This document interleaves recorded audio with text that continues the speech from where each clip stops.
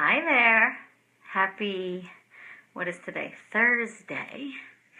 So I'm trying a new time for my Facebook Lives. I've been, as per the topic of conversation for today's Facebook Live, I've been feeling a little overscheduled and having a challenging time managing it all.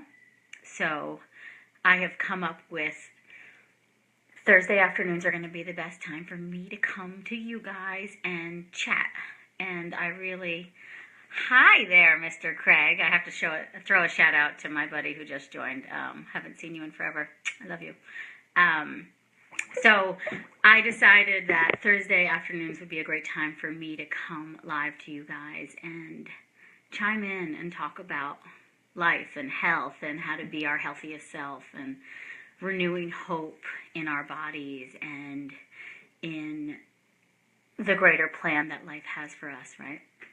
So today's topic of conversation is personal, and I'm sure it's personal for everyone.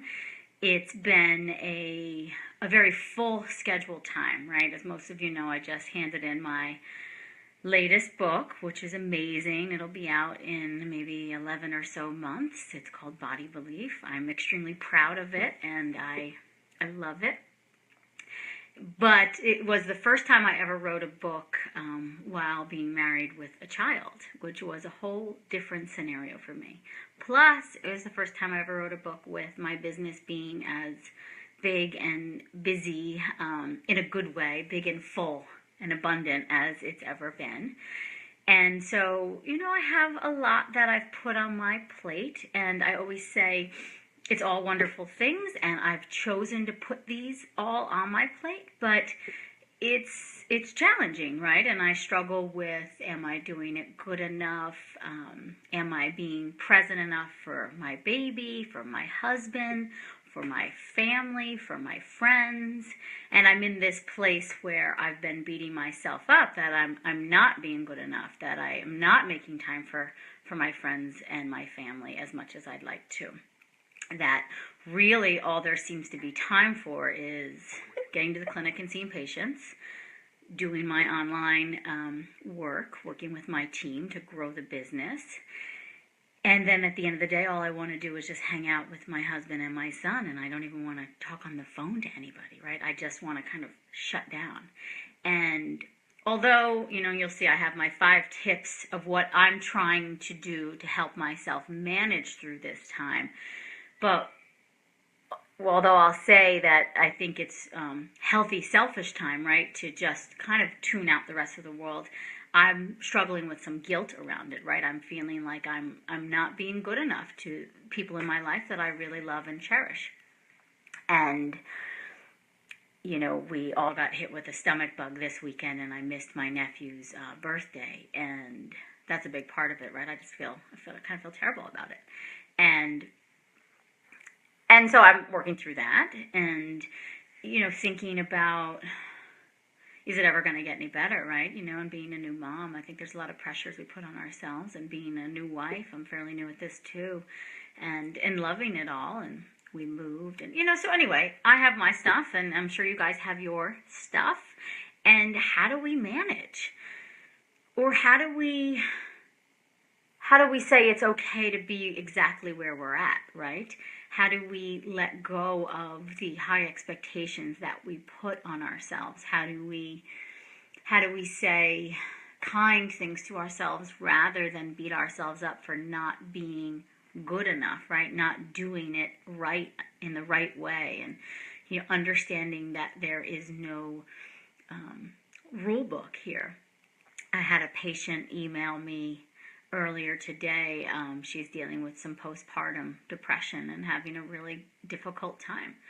And, and I said to her, speaking to her from a mother place, from a place of, it's a lot to put on your plate. And, whether you're trying to become a mother or there's other things that you're mothering in your life, it doesn't have to be a new child. There's so many things that we mother that can feel overwhelming, right? And so I said the most important thing is to be kind to yourself, to honor where you're at, right? And to forgive yourself, and to realize that guilt has no place. Guilt does not serve us. Guilt sucks, as a therapist once said to me.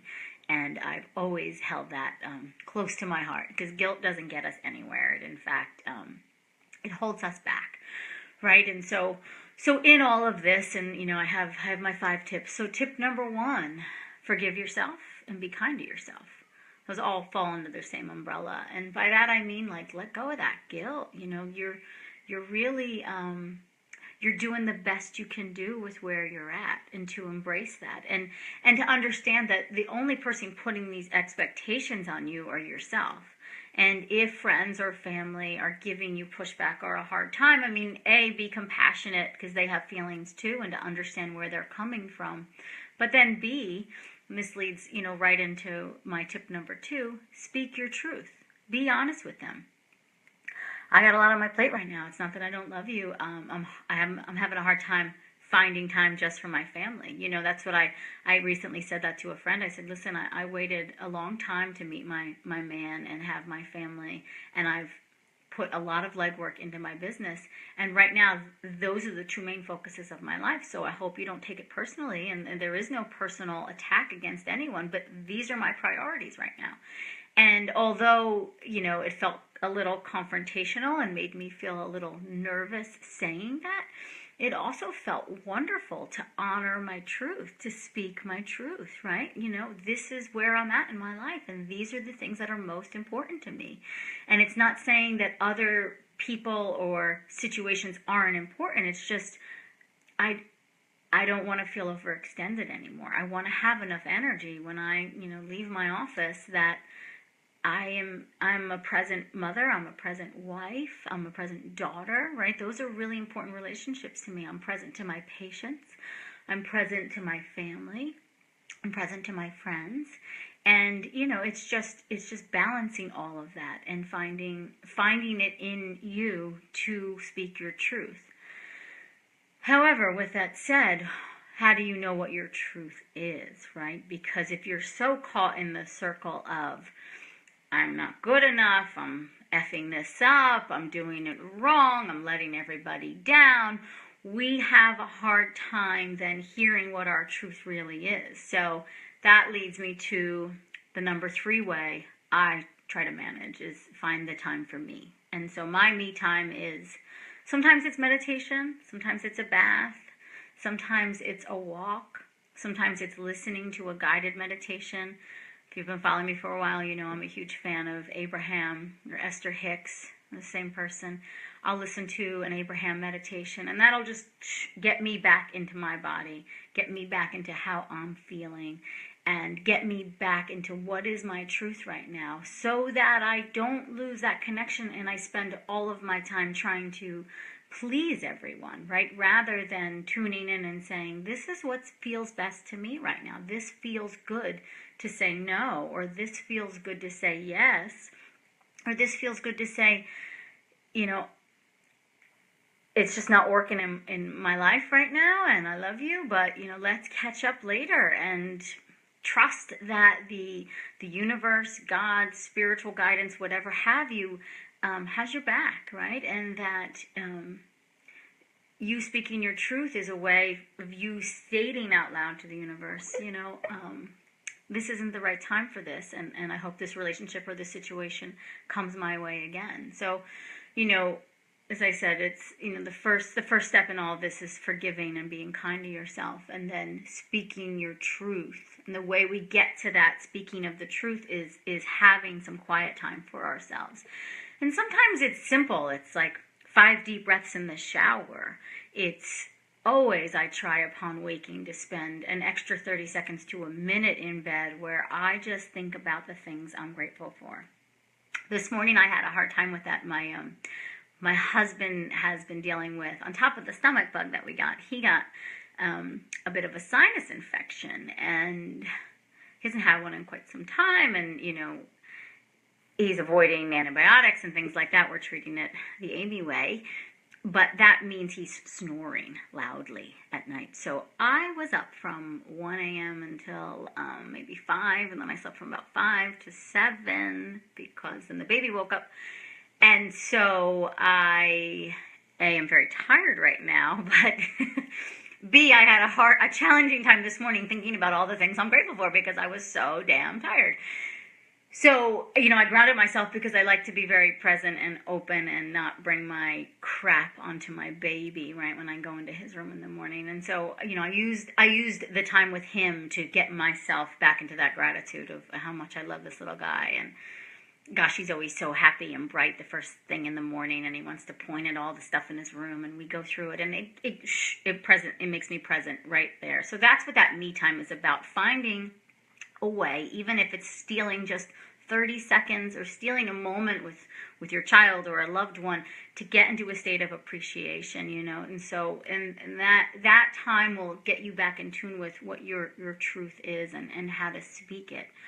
And so really finding that time, and my me time today then wasn't alone time, it was time with James, right? But so to get this concept that I'm not talking about me time meaning, oh, I need you sitting in a meditative pose for 20 minutes when you're already feeling overwhelmed by your schedule. That doesn't make sense, and that makes you feel much more overwhelmed.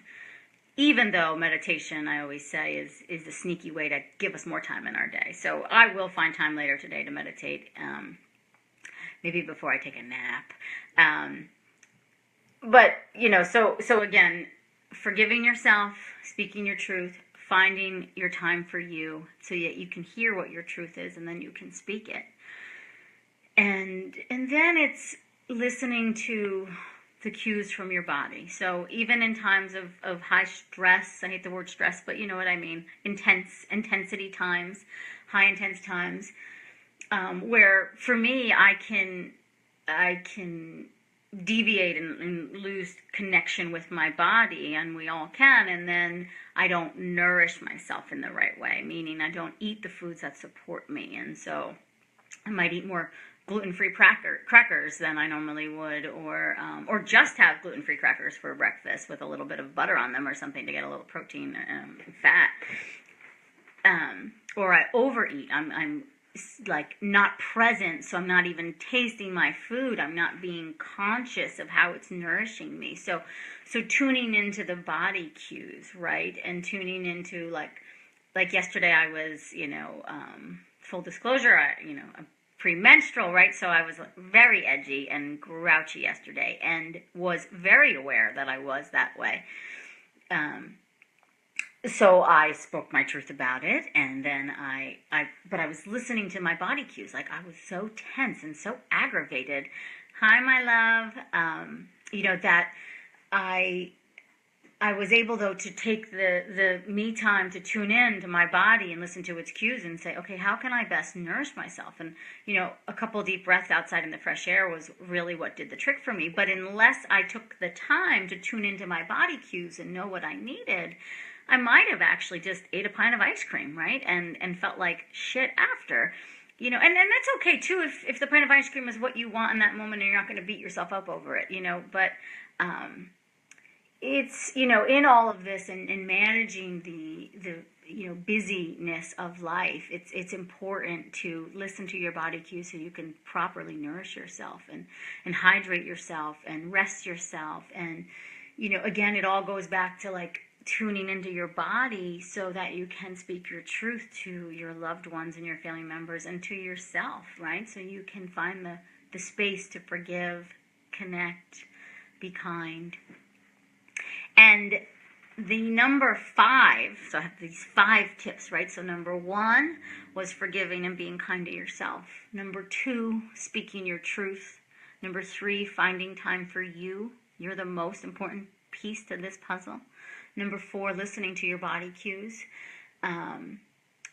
Whether it's exercising, walking, breathing, eating the right things that will make you feel better about yourself rather than worse about yourself, tuning into how you feel when you're eating, tuning into the presence, the state of mind you're in.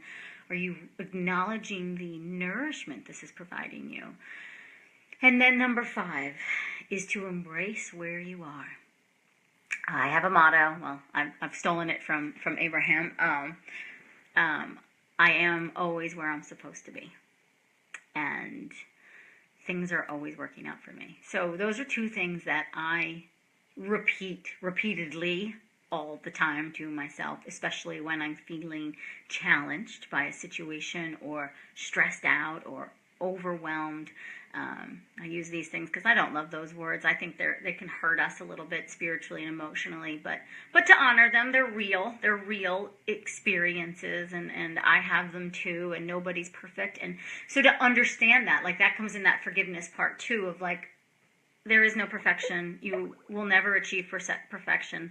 And the moment you let go of trying to achieve perfection, life is going to get a lot easier for you. So really, that's like the being kind to yourself. But then that's also the embracing part and the trusting, trusting that where you're at is where you're supposed to be, that you're learning something, you're getting clearer on what it is you want or what it is you don't want.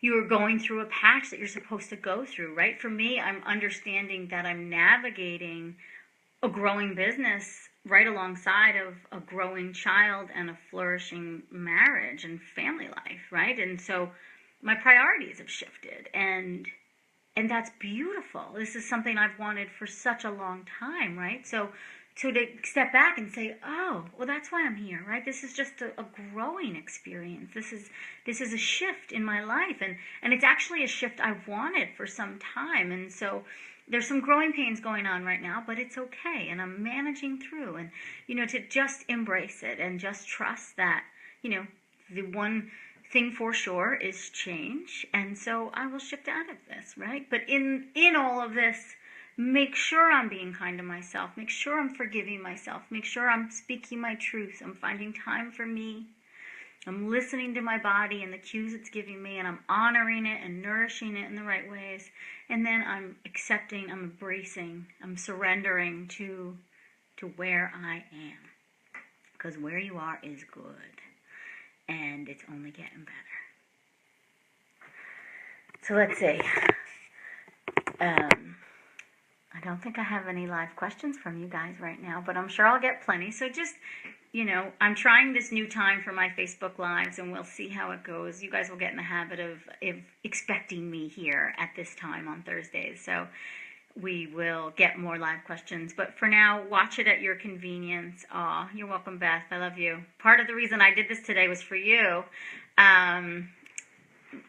Beth is a dear friend, and she is part of my Amy Raup team, and, having challenges herself right now in life, and it's all going to be good.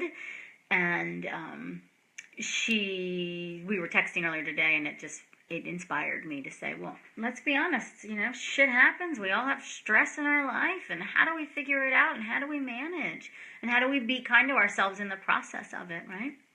So this is a tool for you. Again, the top 5 things I do to nourish me during times of feeling overwhelmed or feeling spread thin or feeling like I'm not good enough and I'm fucking it all up, even though I know I'm not. I forgive myself. I'm kind to myself. I take time for me.